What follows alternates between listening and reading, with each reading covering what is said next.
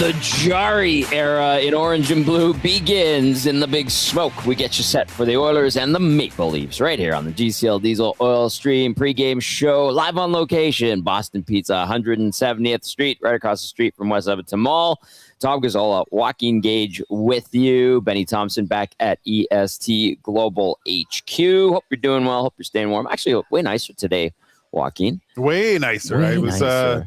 I was just getting Christmas pictures with Boone and the family nice. at the pet food store, so that was fun. Nice. He was it was a little bit embarrassing. Boone peed on a bed at the store. Oh no! Did you have to buy it? No. I didn't tell anybody. But only a few thousand people will know now. I could blame. There was a few accidents I could see in there, but let's just say my dog's not ready for a professional modeling career. He was not. He was tough to deal with the camera. Poor guy. Was he just excited? Is that it? Very excited. Okay. Well, there's so many smells, right? So yes. he couldn't. He was really making Santa feel uncomfortable, kind of crotch sniffing too much on Santa. What do you got down there, Santa? Of course, GCL Diesel, providers of the best diesel engine components around, from turbochargers to ejectors, fuel pumps to sensors. They are the critical engine component experts, proud to serve Edmonton and Northern Alberta for over 50 years. Join the conversation. Text us 780-218-9999. Get to the chat over on YouTube as well. Let's give a shout out to Twitter Mary and Dave, who are here with us, which is awesome. I have the round of applause button, which I like to use here. Where is that bad boy? Oh, and we've got some regulars who are here. Nice. I have to reprogram those. Yeah. And then Benny Thomson back at EST Global HQ. Tony Claus is here. Tony, yeah, he was already deep into line combinations with me, so he's figured it out. We had about 53 minutes of heavy discussion about what to do with this team. He is a complete psychopath, by the way, and he has gone in, and we had a discussion about some of the people that have spoken about the recent moves that the Oilers have made, and he went back and did some research, I guess, and yes, everyone seems to have done a complete 180 in their thinking with Jari from a year ago when he was sent down to through waivers that everyone was clamoring for him. And those same people were like, "What are you doing right now?" So, I believe him too. Yeah, when he deep dives and goes in on that. So, we've got some great prizes today. Tony Claus, he's not joking. I mean, it's like a throwback Edmonton Oilers kind of like, I'd say, a fall coat. It's a little bit thicker. It's orange, and then the front has like a '90s motif. I would say it's a great fall, spring, outside by the fire pit jacket, right? Like, that's nothing too hot, nothing too cold, but you could definitely. I see a Bengals toque. That'd be nice. Well, there's a Joe Burrow jersey. Cool. That's the grand prize tonight, as well as a Bengals toque. They always have great prizes here. Tony Claus in a very giving mood. A whole bunch of $25 GCs to BP 170th. We've got some Wiser stuff. There's toques, and then there's I think there's some gloves too, and then a bunch of Coors times Wrangler hats, and then a whole bunch of Oilers t-shirts from Molson. So a lot of great prizing here. Come on down, hang out with us. Joaquin will be here. Benny Thompson's going to be joining us. He'll be hopping. Benny, just put yourself on camera too, by the way. And then some nasties are already here. Dave and Mary are here. And I think the Combine crew is going to be coming out, and a bunch of others. So we're going to have a good time. Cass, who's off the show tonight, was actually texting. Yeah, well, he's a weekend too. He's a busy boy. I guess. Busy. But he said he might stop by with his buddies. Nice. So we should have a good time. And then Tony's always willing to share his opinion on the team. Love it. Yeah. Dave Pagnotta will be our visiting team guest. Had a chance. I pre-taped with him, just a heads up.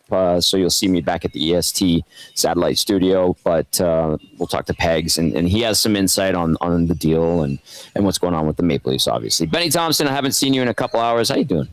Good. Had a relaxing time. Had a little bit of a nap at the EST studios. I chilled out, ate some food. Whose office? No, I went on the chill lounge couch, pull out, do the trick. Reed Wilkins gave me a visit, which was nice.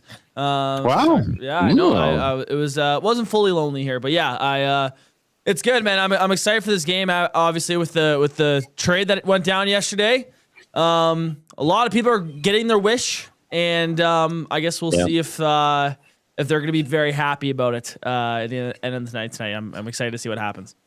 I guarantee you, and this is not even a hunch, some will and some will definitely not be happy. So we're ready for that. We're at the point. I was telling Tony, I'm just like, all right, whatever. Just say what you need to say. I'm not even fighting with anyone anymore.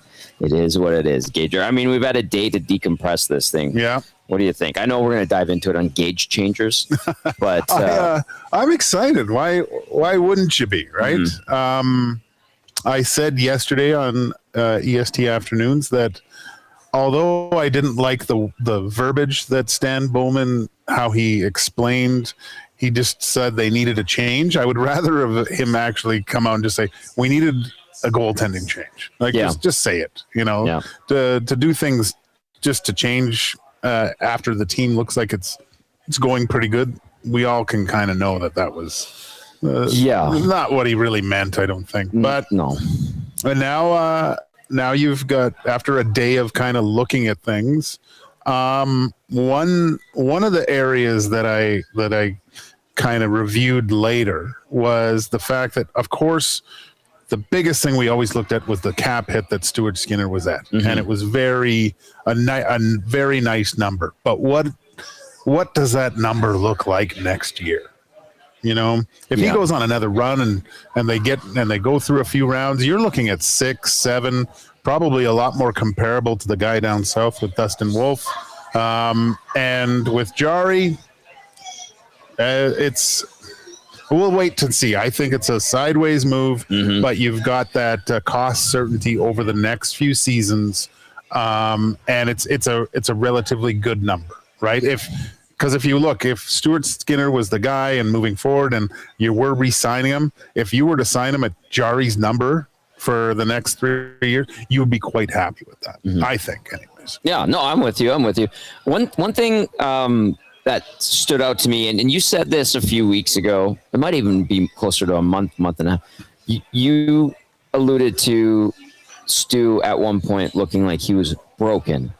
Like just his body language to you was like, that looks like a guy who's broken. And I understood what you meant. And I was like, okay, if Joaquin's seeing that, because you have a good read, you've been around pro hockey, the NHL for a long time. I'm taking that seriously. And even though he put up a good fight, had some decent games, I would still say, well, if Cager's watching him and saying he looks broken, that's not good. And then you also know locker rooms. And when you hear Bowman say, well, we kind of made a change to make a change, even though it isn't like a skill level improvement. Another thing I was told from a source from the Oilers was this might be good for the room.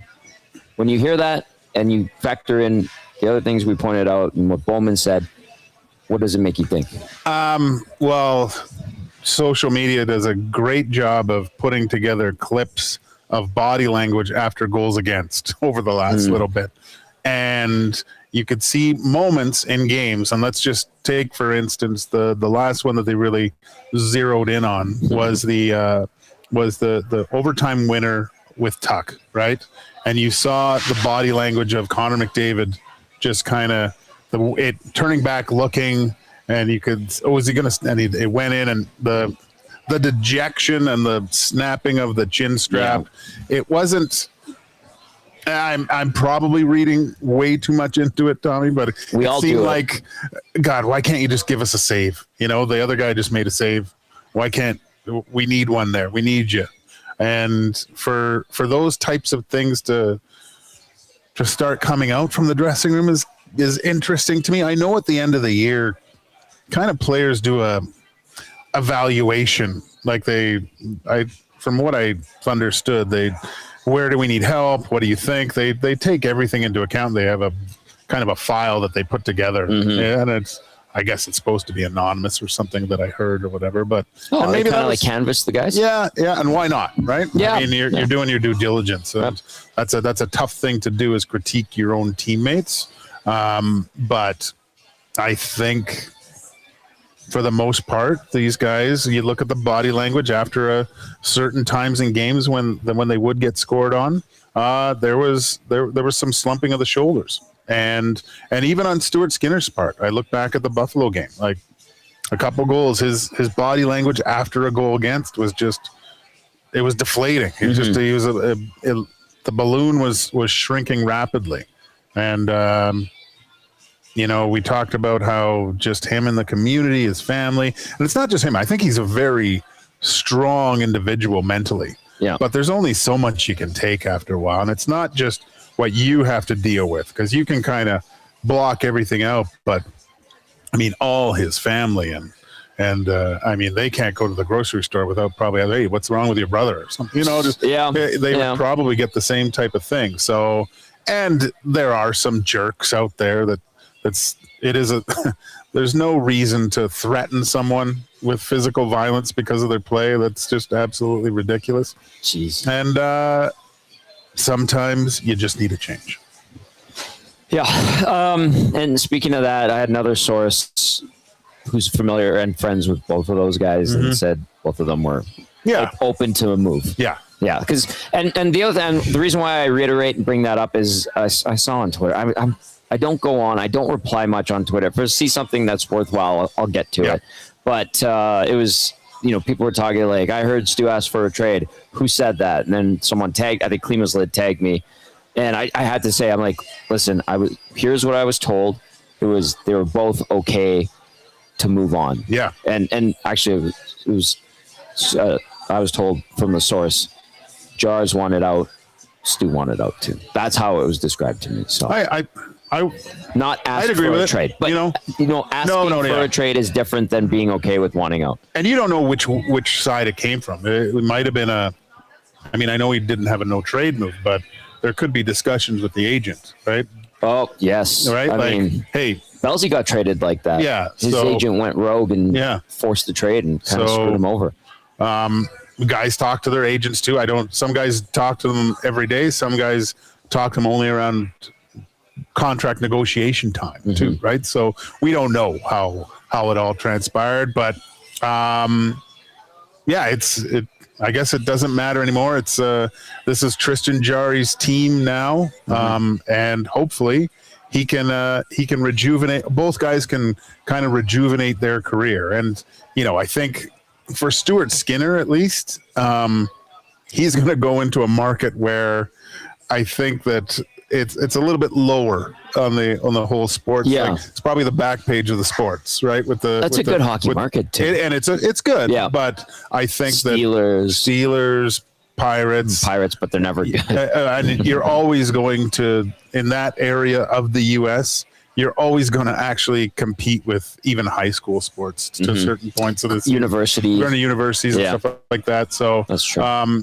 At least he'll be able to go out and grab some groceries and not worry about someone telling him, hey, work on the glove hand. Your lateral movement sucks. Joaquin says you need to skate better and put tape on that stick. Oh, put some tape on the stick, please. Yeah, I love that. Okay, we got that out of the way. You can text us 780-218-9999. Matt says, what's up, boys? Hello, Matt. Welcome back.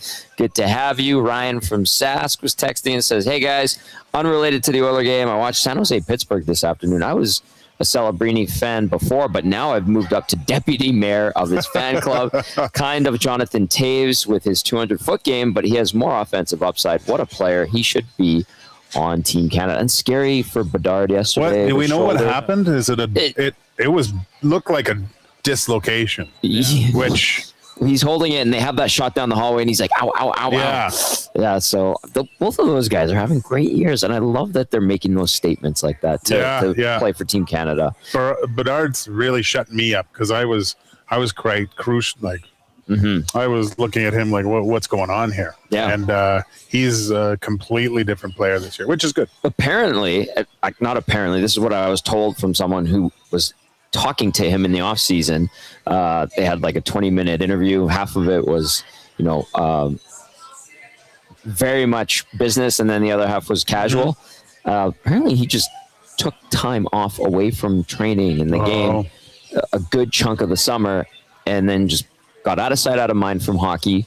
Was hockeyed out, and then when he came back to it, he had a little bit more jump. Yeah, more jump and reinvigorated, if you will. So I found that very interesting. And if you really look at it, I mean, he's been going 1 billion miles an hour since he's been 14. Yeah, right? you look at even the build on him. He looks like a bodybuilder. Like he's just really jacked. He's small. Tank. He's small, but he's just a tank. Yeah. And I'm like, holy smokes, it was kind of jarring looking at it actually. And then your first year, your combine, your draft, you're trying to make your mark in the NHL. You're going to a team that, let's face it, isn't that competitive. Mm-hmm. Now he has some guys to actually play with. It looks like they've solidified their goaltending. I think that's one of the major reasons for both San Jose and not only the play Bedard and Celebrini, but the goaltenders have played really well in both of those teams. And you're seeing two guys emerge. I wonder, I know he wasn't going to play tonight, but the Blackhawks were supposed to play, but I wonder if this kind of, depending on the injury, I guess, if it affects any future decisions on the Olympic team. Yeah. Benny, did you see anything on that before you took your nap in Dusty's office? No, I saw Will Smith go down with an injury. I don't know if it's serious or anything, but Macklin Celebrini, I think it was Witherspoon who hit Will Smith in the corner, and Celebrini jumped right in and started throwing punches at Witherspoon. I like that. As a young kid who's in his second year in the NHL, I mean, come on. Like comparisons to Sidney Crosby and Jonathan Toews. I mean, you're kind of seeing that already. 200-foot game. Maybe doesn't have like the craziest speed, but great shot, great IQ, and seems like a leader too. So yeah, that really impressed me today with Celebrini. He's got some bite. I remember the last year. He was going up against Leon Draisaitl, and Leon was trying to kind of bully him a little bit, and Celebrini was having nothing of it. He turned around and whacked Leon really hard across the wrist. Yeah. It was like Leon kind of gave him, oh, okay, I respect that. Yeah, absolutely. Yeah, it was great. Absolutely. That's a good thing to notice. And of course, you've got the keen eye for that, Joaquin. You always have. I'm going to go into the nasty chat before we move on to lineups. Jay Cerner says, what numbers are Jari and Stasny now? And I'll also give you Riley Stillman, who was called up, the Oilers blue liner. So Stasny will be wearing 24. Jari, I think it's his familiar 35. And then Riley Stillman, 61. And if you're like, Riley Stillman, where do I know that name from? Well, he's played a bunch in the NHL.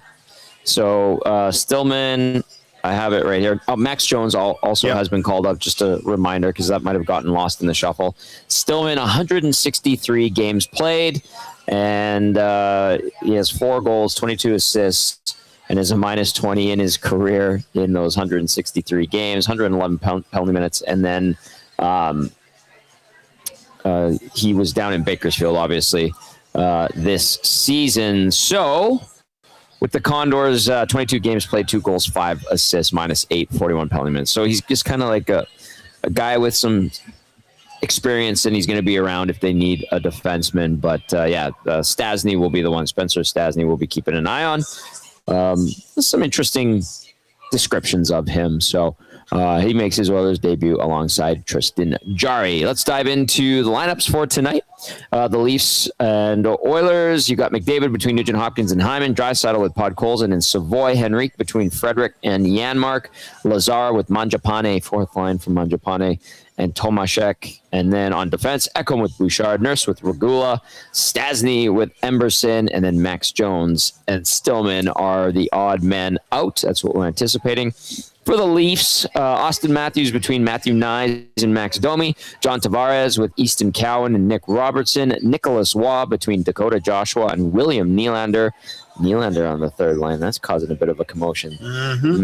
Scott Lawton centering Steven Lorentz and Kalle Jarnkrok. On defense, Morgan Riley with Oliver Ekman-Larsson, Jake McCabe with Troy Stetcher, Simon Benoit with Henry Thrun, Matthias Michelli, and Philip Myers expected to be scratches. Michelli has fallen out of favor in Toronto, and I don't think he's meshed well with Craig Berube. No.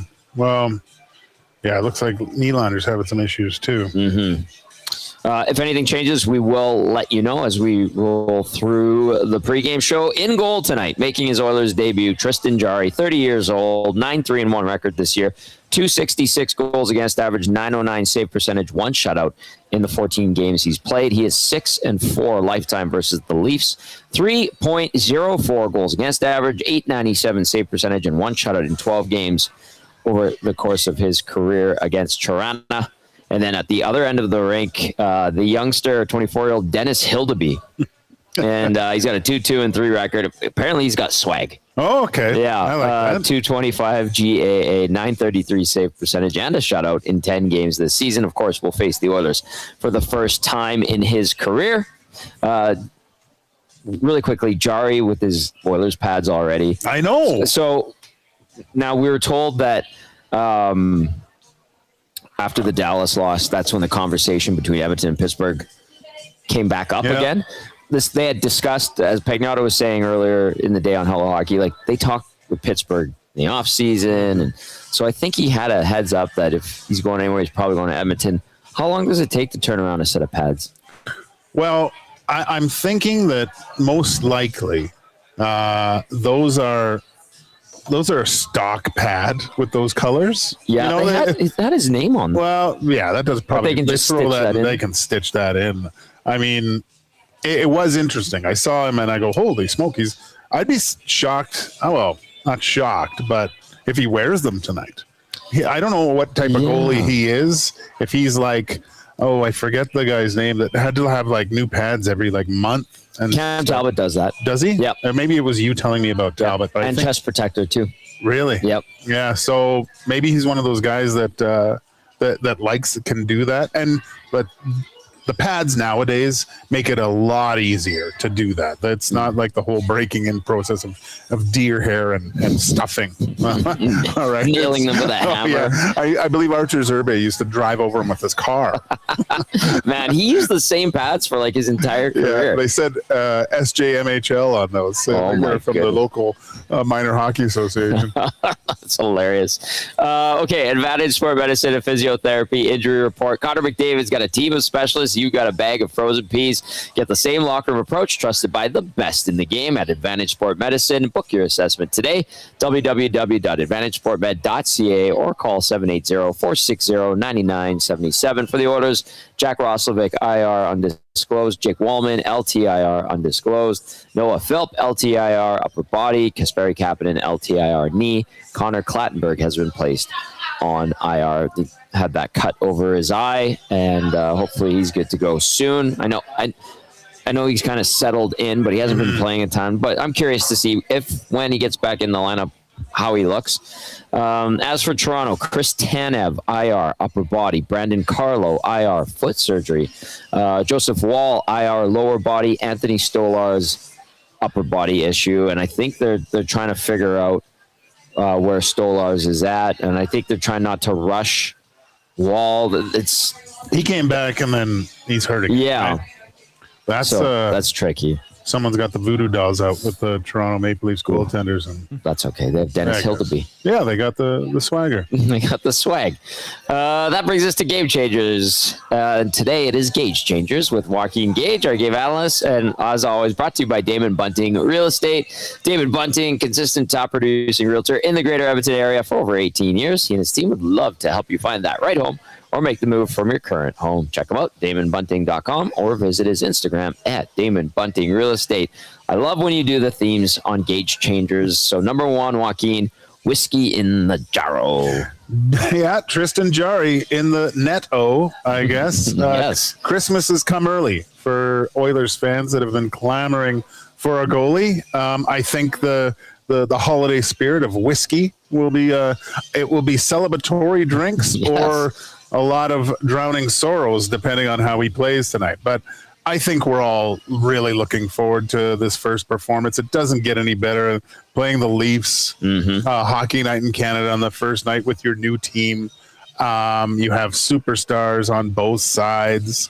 Both teams, are completely under the microscope at the best of times. So You only get one chance to make a good first impression. Let's hope that Tristan Jarry can just maybe make a few highlight and Hollywood a few saves and get this Oiler base going. Okay, he's our guy. Yeah, that would ease some tension and calm some nerves for sure. Coach Mike follows up and says, I hope Jarry has a great debut. Maybe Jarry wasn't the issue in Pittsburgh. The Pens blew a 5-1 lead in the third this afternoon. Woof. And also, Gager, what are you watching / looking for from Jarry tonight? I'm movement, really. Yeah. I mean, I've been quite critical of Stuart Skinner over the past, I would say, year and a half on his skating. You watch Jarry, he seems, and this is just basically highlights that I've been looking at, but it seems like he's in way more control of his movement. He has the ability to make the bigger save than I think Stuart Skinner was able to at times. Noodles was on our programs and stuff talking about saying that Jarry's way more athletic. So, and I want to see how he meshes with the Oilers D. I believe Jarry's a better puck handling goaltender. He scored a goal. Yeah. Well, so did Stuart Skinner, right? Right. Junior. Yeah. But when we look back and saw the benefits of Mike Smith, and I'm not saying that Jarry's Mike Smith. Mike Smith was a unicorn in that respect. But sometimes if you can get a goalie that can get back there, stop it, and move it really quick, I mean, that takes time too to gel with your defensive core, because it's going to be different. Like he had some riverboat gamblers that he played with back in Pittsburgh. That's so being nice. It's going to be a little bit of an adjustment, but lots of communication. You're going to need that. Yeah. And for Jarry, if I was goalie coach, I would be saying, you know what? Anytime you just get a chance to get a whistle, we're really good on the face-off dots right now. Just freeze it. Let's reset and stuff. So we don't get ourselves in a position to get in that miscommunication and make a mistake, right? If anything's around the net, let's get a face-off and go from there. That's smart. Benny, what are you looking for in Jarry tonight? Yeah, I mean, I'm looking obviously the big save is important, like Gager was saying. I'm not necessarily looking at Jarry, himself. I'm looking at the team around him, right? I think it was highlighted earlier where good point. where this move might not necessarily just be a change for the goalies, but it's for the locker room, right? And I'm curious to see if there's an extra jump from the Oilers tonight. I understand they're in Toronto, so a lot of connections of family and all that. We'll get to that a little later. But I mean, they to me with the new goalie behind you, people have always talked about that Calvin Pickard is a guy the Oilers play better in front of, and I'm curious to see if that's the type of feeling we see after tonight, where maybe they have a little bit more belief in this new goalie, and they have to, right? Like it's a fresh slate. They made a big swing in getting him. So give him a run. Yeah, I'm curious to see if there's a jump with the Oilers tonight with the new goalie behind them. Stupid Peter texting in, hilarious handle, by the way, says someone on Twitter said if the manufacturer only has one set to focus on, they can get it done and turned around in about 5 hours. And you wore Vaughn's, right? Yeah. That's what Jarry wears. And is it out of Vaughan, Ontario? There's two, I think. There's Vaughan, USA, and Vaughan. Where? Vaughan's. There's a suburb of Toronto called Vaughan. Yeah, but it's not there. I remember. I think it's just outside of Toronto. Okay. Anyways, so yeah, you could probably just get a turnaround pretty quick for him. Anyways. Interesting. Yeah. Okay. Yeah. Okay. Thanks, Stupid Peter, who also adds, what I'm looking forward to the most with Jarry is his puck handling. If he can be anywhere close to Mike Smith, it'll significantly help this team get the puck going the right way. And then Gager's warning is Mike Smith was a unicorn, but if he can be better than Stuart Skinner, that wasn't a forte. Not enough tape. I listen. I know. Okay, let's move on to point number 2 on Gage changers with Joaquin. Too cool for Kulak. I know. It's tough for me, man.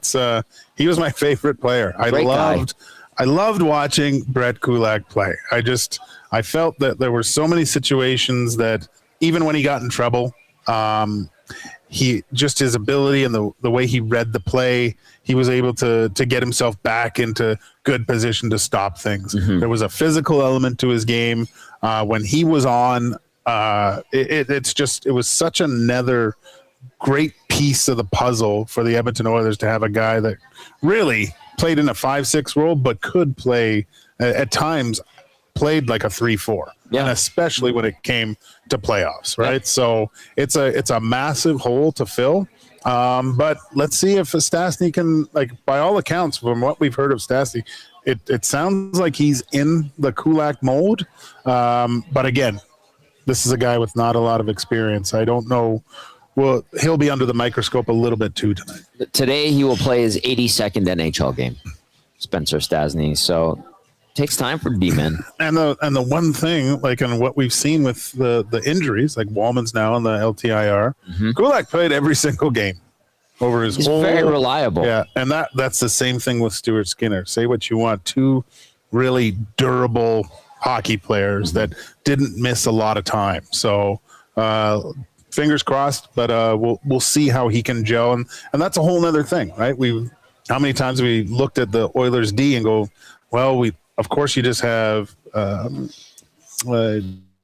Bouchard and Ekholm, but then it was kind of mixing and matching. Maybe there's some chemistry. Maybe you get a guy that actually he fits a lot better with maybe Darnell Nurse or something like that. Initially, looking at the Stastny portion of yesterday's deals, I thought to myself, okay, all of a sudden you have three relatively young, relatively inexperienced defensemen. Yeah. And that's an issue. I always point back to 2017, and when the Oilers, after that playoff run to the seventh game of the second round against Anaheim, Pete Chiarelli got rid of Benoit Pouliot with a buyout, even though Pouliot was not a perfect player by any means.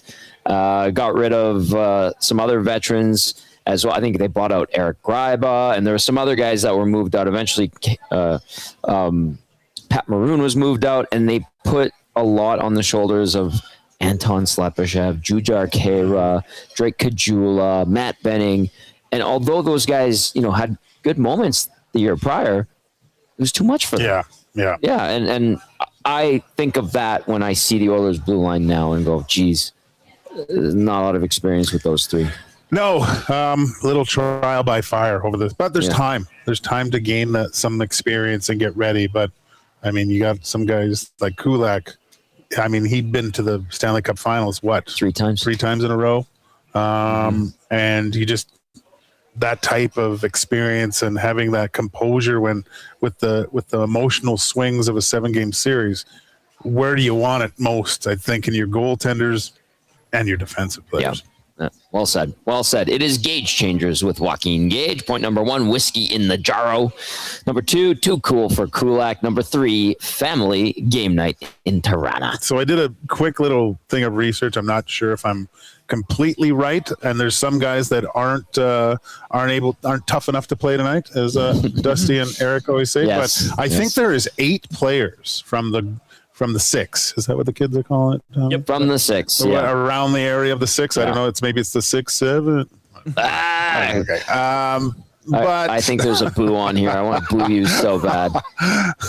No, I don't have one. Okay, good. But what happens when you get home? You start buying tickets and all your family comes, and there's all the added pressure of your mom and dad watching you and things like that. But it's exciting too, right?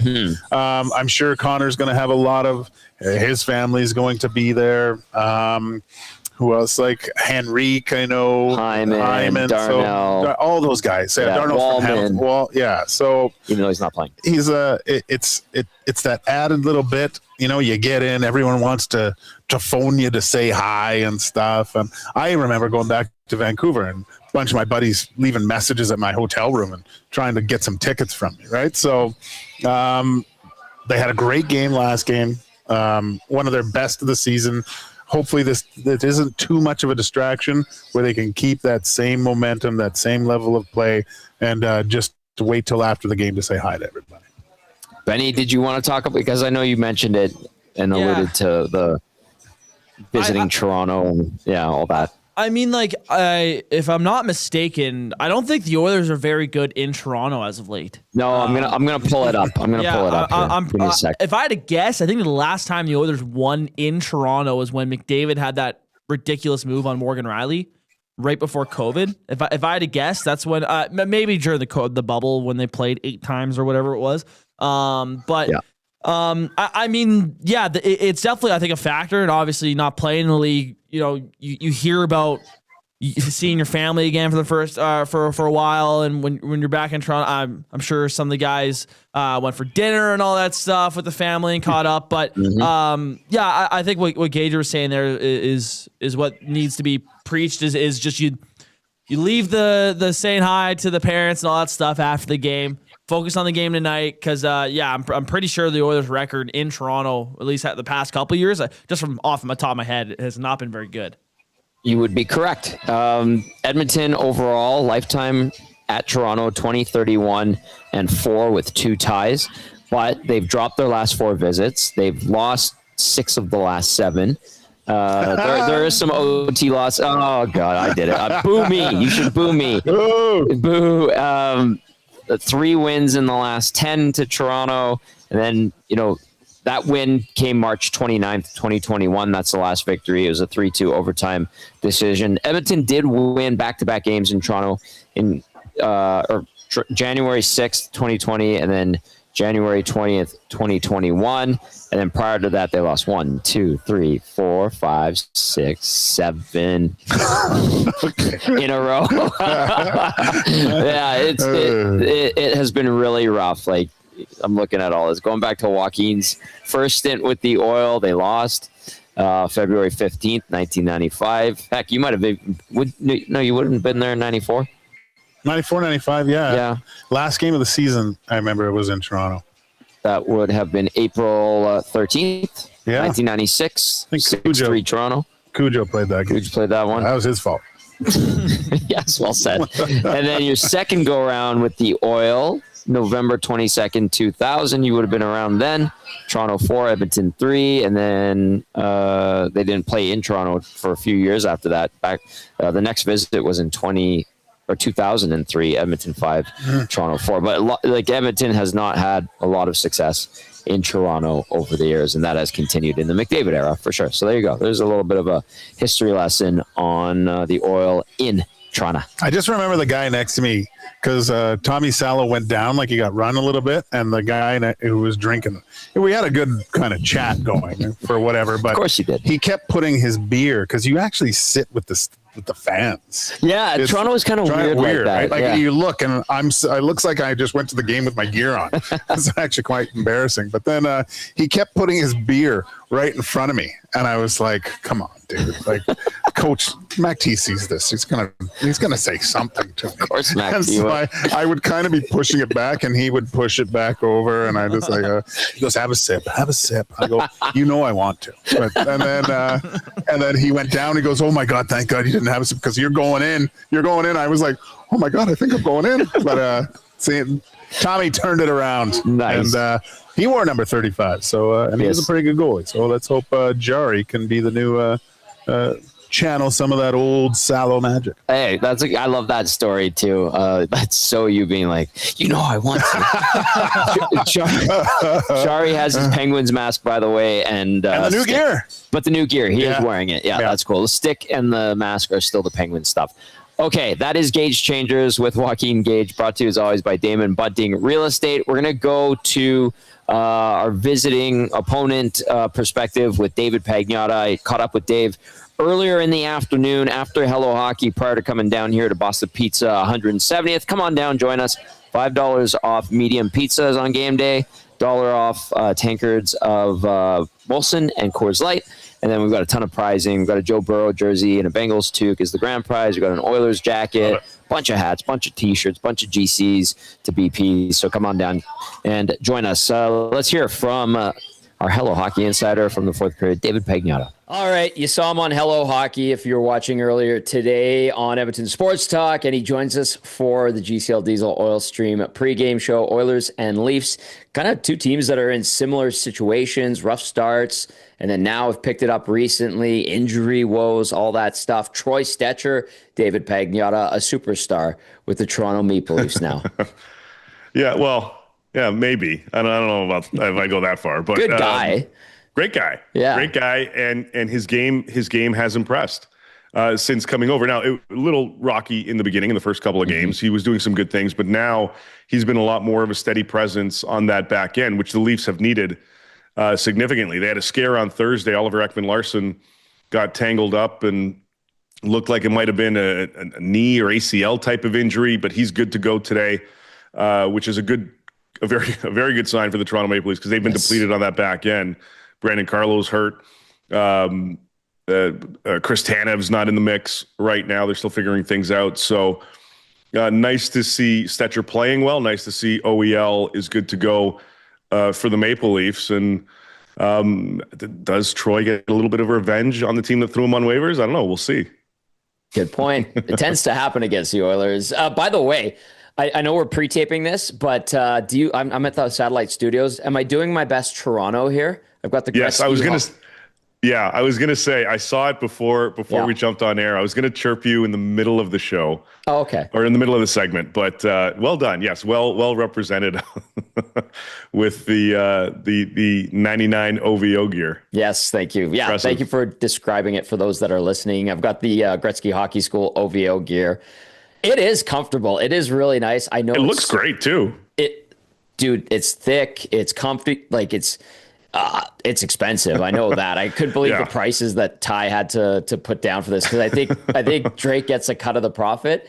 Yeah. And he was with Adidas for years and years and years at the hockey school. That deal ended, and then he jumped on board with OVO. I know Wayne and Drake did a deal. So he's like, yeah, we got OVO stuff. And I looked at the price. I'm like, what happened? He goes, oh, yeah, I have to pay him too. Yeah. It's like, yeah, okay. this is designer stuff. This isn't off the rack. This is designer material, designer stuff. Yes. I'm quasi jealous, but you look good, buddy. Good for you. You know what? I know a guy, and next season or next summer we can get you hooked up a little bit. I should bug Ty about that too. You should. He's very generous. Okay, so I've got my Toronto OVO inspired for tonight's game as we record this. Let's hit the Jari thing really quickly. He's going to make his Oilers debut. For those that didn't catch any of our shows or any of your hits, Cole's notes of how this all went down and why the Oilers decided to make this move with Jari. Yeah, and look, we touched on it earlier. We've touched on it all season. There was a lot of back and forth between Edmonton and Pittsburgh going back to the draft in the summer. He was the guy that Stan Bowman pinpointed, as Stan mentioned in his press conference earlier this week. Or yesterday, I should say. Yeah. Yes, they explored other options, but he was clearly the guy they zeroed in on for a number of reasons, one of which was financial. They needed to make the money work. To go after another goaltender with higher dollars just wouldn't have made sense. They wouldn't have been able to pull it off. Mm-hmm. And this was something that really up until, even though they had kept in touch and went back and forth a number of times, it was really only this week where things got to the point of, all right, we have the Oilers having to accept the guys that they have to give up in this one. Mm-hmm. Like for the longest time, myself and others had reported what we had been told, being that the Oilers were not interested in giving up Stuart Skinner. That obviously shifted. That changed. They didn't want to really give up Brett Kulak either. That obviously shifted and changed. Basically, this came down, and also the Oilers knew back in the summer that Pittsburgh wasn't interested in retaining on Jari or any of their, or a good chunk of their players. Mm-hmm. For teams that are inquiring about some of their other guys, they were saying, yeah, we can have these conversations, but we're not eating any salary. That was the mentality for Kyle Dubas and the Pittsburgh Penguins. When push came to shove, they felt over the last week and a half, 2 weeks, that they've got to figure out something here. And it wasn't until this week that they finally came to the acceptance within themselves internally that, hey, we've got to pull the trigger on this. We've got to make the move. Let's do it now. Mm-hmm. We've got to bite down and say, yep, we're going to have to part with Skinner and Kulak and give up an extra pick as part of this. I like how you use the term acceptance there because Yeah. the people I've talked to within the Oilers organization, like even they are just like, yeah, we kind of knew. So acceptance, I think, is a great term to use for this deal. And you know what's funny is Sean Belsey showed me a text after we finished Hello Hockey from like November, mid-November, when there was some Binnington discussion happening. Right. And the source in the text said, the Binnington stuff is hot garbage. You even said that many times. We all know that the true guy coming to Edmonton is Jari. And that was in mid-November. I was like, oh, yeah, I forgot about that text. And Yeah. so that kind of just proves this point. Yeah, you're going to go out there and explore options. You're going to see what may be available. Some of these trades, we touched on this on Hello Hockey. Some of these trades take time. Like a lot of trades, you ask managers and scouts and players and agents, some conversations begin 1-2 years prior. Yeah. And it just drags on until finally you're at a point where you're, okay, we need to make this type of adjustment. Didn't go that long, didn't go 2 years for the Oilers, but again, this goes back to the summer, around the draft and on, and Stan Bowman and Kyle Dubas just keeping in touch, going back and forth. And again, ultimately the Oilers deciding this is the time to do it. And it checks a couple boxes for them because if Jari hits the way that they anticipate him to hit, he's signed for 2 more seasons at a very comfortable rate for a starting goaltender at $5.375 million. So that's going to allow them to make any other adjustments they want to make elsewhere in the roster. It's going to allow them to do that over the summer and not have to worry about the starters net. David Pagnotta with us from the fourth period. You can catch him on NHL Network as well on the radio side and on the TV side. He is our Hello Hockey insider as well as we get you set for the Oilers and the Maple Leafs. All right, you kind of we joked about the Troy Stecher revenge game and all that. We hit on the Jari thing. Yeah. Where are the Leafs at right now? Because very similar to me, at least, to what Edmonton has been going through so far this season. Yes. How would you sum up where the Leafs are at? Yeah, bumpy start, bumpy first couple of months, but now starting to kind of come into their own a little bit. Okay. They've righted the course, righted the ship, whatever, lately in the last few weeks here, couple of weeks especially, and you're starting to see, and this is you're starting to see consistency from this group, and this is because primarily they've been banged up, and similar to the Oilers, banged up, depleted. You know, you don't have your key guys, some key guys in the roster. You're not as deep as you normally would be or feel you could be, and you're trying to overcompensate in other areas. And clearly, the first couple of months for both teams, it didn't work. Toronto, very similar situation. Even though they're still dealing with some pretty decent injuries right now, at least up front in the forward core, they've got their group together. Their bottom six has been a lot more effective now that they've been healthy.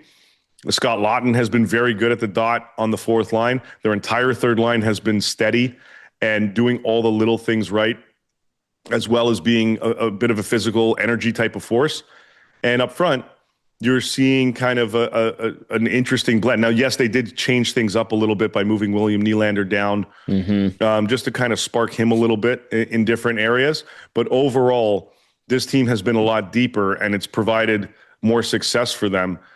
Even with goaltenders being a little banged up, Dennis Hildeby has been very, very stellar in net, solid in net for the Leafs in the short term here. I was going to ask you, great segue, by the way. Great minds think alike. Who the heck is Dennis Hildeby? What do we need to know about him? And because it's an unfamiliar name, and I know that goaltending issues are a thing for the Leafs, but what can you tell us?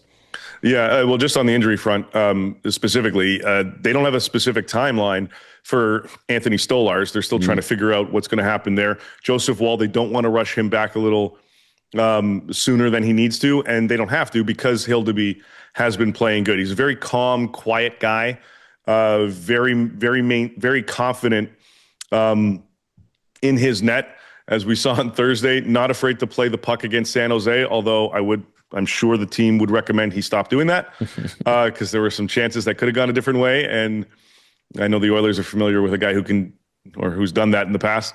Too soon. But with Hildeby, again, just a calming presence in net.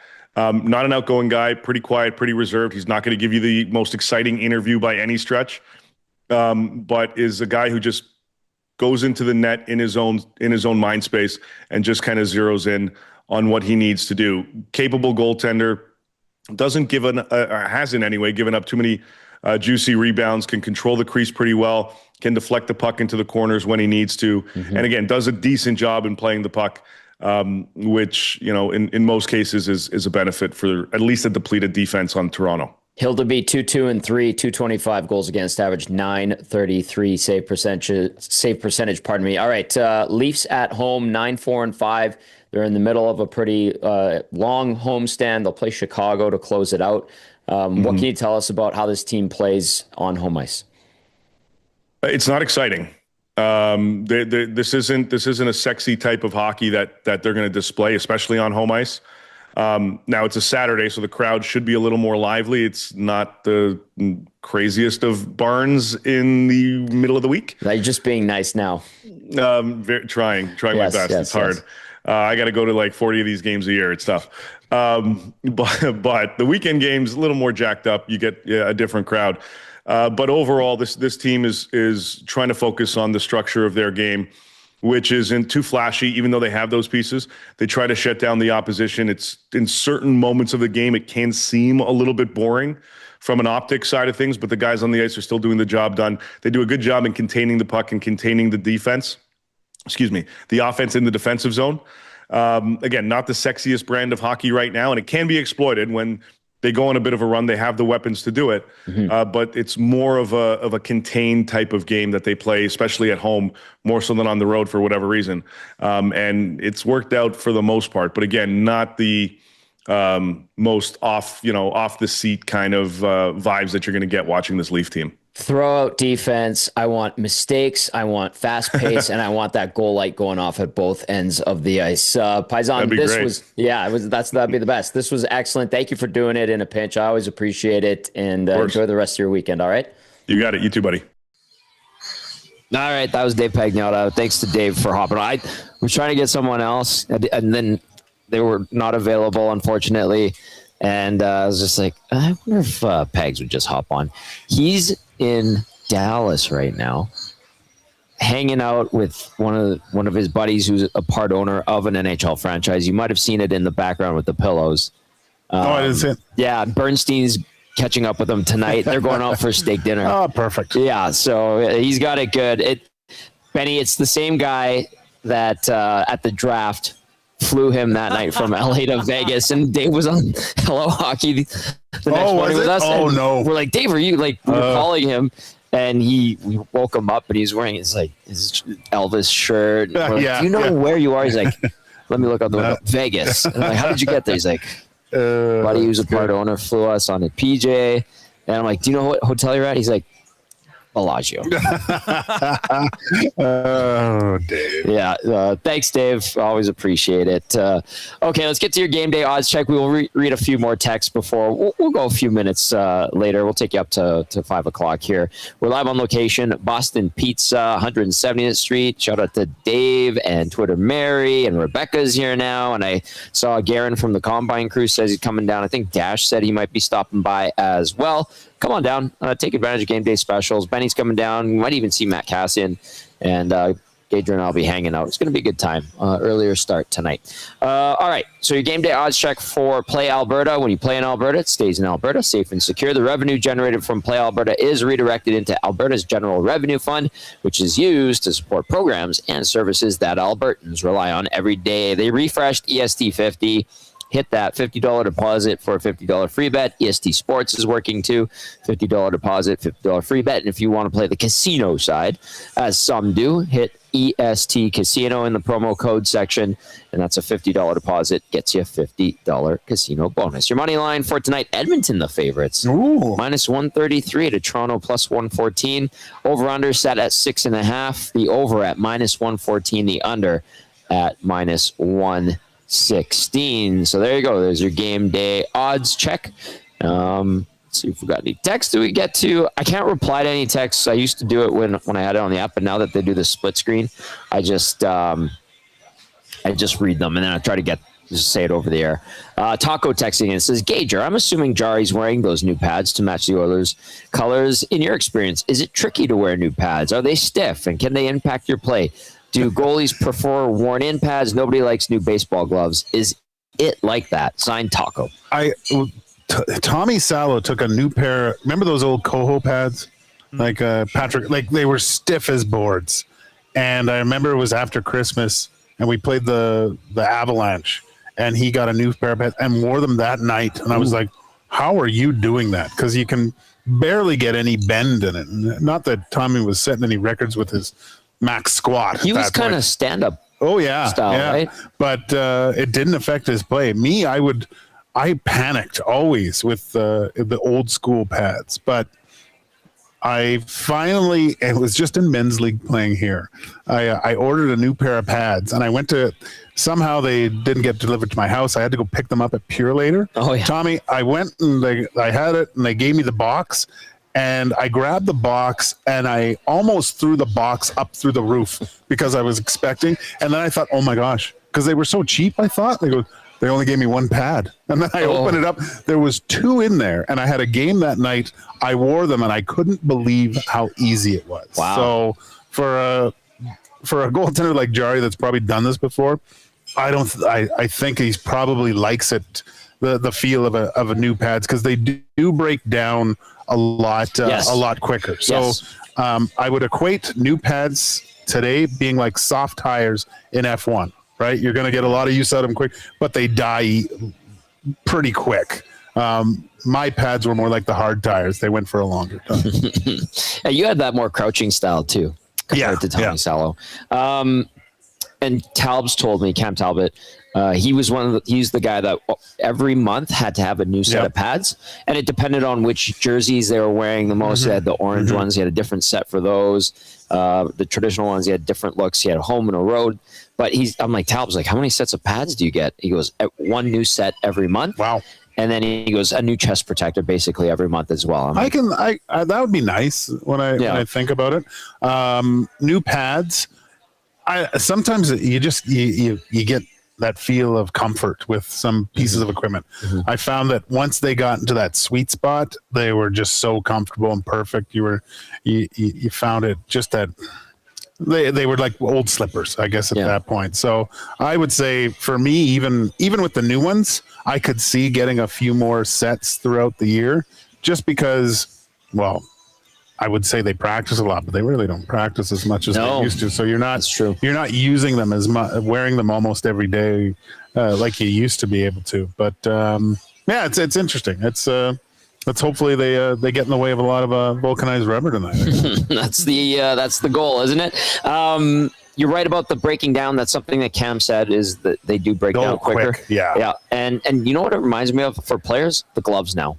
Oh, they don't repalm them. They just turn and burn these things. Players probably go through, I would think, about 10 sets each, maybe even more. Well, they probably have like 4 or 5 on the go. Yes. Really. Because you watch, that's one thing I wish I could have done more of because I sweat so much and I had to get, even the big hair dryers that you got, I couldn't even use those things because I had to get my own hair dryer and I built a little contraption thingy. Yeah, just the names. They have the tubes that stick out. Just the whatever. But I built a little thing to hook onto it so it would blow dry both my gloves to dry them out. Damn. But you got big hands too. Yeah, no, and they sweat like crazy. Yeah. Gross. It's cool. The gear stuff is cool. Jari's going to be wearing it. Okay, last text I'm going to get to. I'm not going to say the name because this is a bit of a surprise. It says, Gager, would you sign this for someone? And it's from that person. You know them. Okay, well, we'll see. We'll see how it. I think I'll be able to. Depends on the mucho dinero. Oh, of course. He'll sign it. That's I love seeing that. Really quickly. Ryan from Sask wants to know, is there a good story about Sather catching guys coming in late in Toronto back in the day? Might have been a Coffee or a Gretzky story. Can't remember. No, because the game in Toronto was the last game of the year. And that's the one that you were part of. We were out that night and it was a complete free for all. Cujo was my roommate. I didn't see him till the next day. So I had my own room that night. Oh yeah. Yeah. So whatever. I love it. Benny, anything from you? Final thoughts? No, Tristan Jari, shout out tonight. Let's do it. There you go. All right, that's going to do it for the GCL Diesel Oil Stream pregame show. Oilers and Maple Leafs. Tristan Jarry gets the start in goal for the Oil with those new pads. And then you're going to see Spencer Stasny, and we'll see how the Oilers. Pads too. They are pretty nice. They were really nice. Looking forward to seeing that. Catch us on the GCL Diesel Oil Stream post-game show. We're going to be live on location right here. Boston Pizza, 170th Street. I saw some more texts coming in the chat saying that people were coming down. Keep Twitter Mary and Dave company and Rebecca and everybody else. It's going to be a lot of fun. Lots of great prizes. We've got that Joe Burrow jersey and the Bengals toque.